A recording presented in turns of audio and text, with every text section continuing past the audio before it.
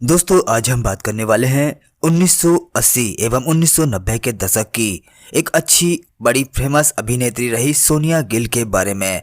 दोस्तों सोनिया गिल ने कितनी मूवीज में काम किया है, उनमें से प्रमुख कौन सी है उनके नाम हम आपको सबसे पहले बता देते हैं। सबसे पहले कलयुग और रामायण जो कि 1987 में आई, 5 फौलादी, उसके बाद है हलाल की कमाई, राम लखन तो आप सभी ने देखी ही होगी, क्लर्क, घर हो तो ऐसा, आज का शहंशाह, पति पत्नी और तबायत, फर्स्ट लव लेटर, कौन करे कुर्बानी, तिरंगा, जीना मरना तेरे संग और घर की इज्जत। इनमें से तिरंगा और राम लखन तो आप सभी ने मोस्टली देखी ही होगी। हालांकि करियर में कुछ खास न होने के कारण सोनिया गिल ने कुछ बिग रेट फिल्में भी की। दोस्तों राम लखन फिल्म में सोनिया गिल ने एक खूबसूरत खलनायिका का रोल निभाया था। दोस्तों यहाँ पे सोनिया गिल को काम मिलना तो चालू हो गया था, लेकिन उनका बैड लक था कि एक रोड एक्सीडेंट में वो ट्रक के सामने आ गई और उनके पैर में इतना बड़ा गहरा घाव हो गया जिसके चलते उनको 2.5 साल तक घर में ही रहना पड़ा। बस इन 2.5 सालों के बाद ही उनका करियर खत्म हो गया। दोस्तों सोनिका गिल ने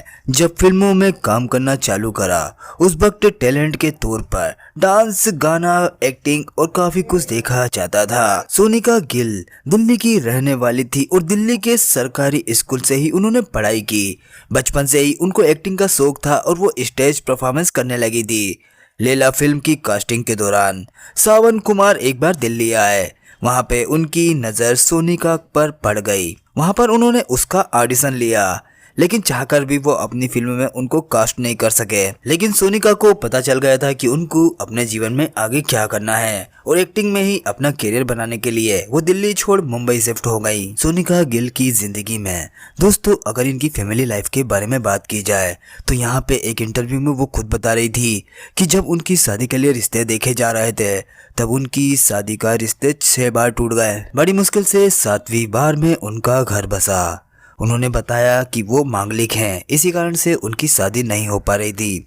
बाद में काफी पूजा अर्चना करवाई गई, इसके बाद उनकी शादी हुई। उनकी शादी एक बिजनेसमैन मितेश रुगानी से हुई। दोस्तों पिछले दिनों सोनिका गिल ने दिए एक इंटरव्यू में सबको चौंका दिया।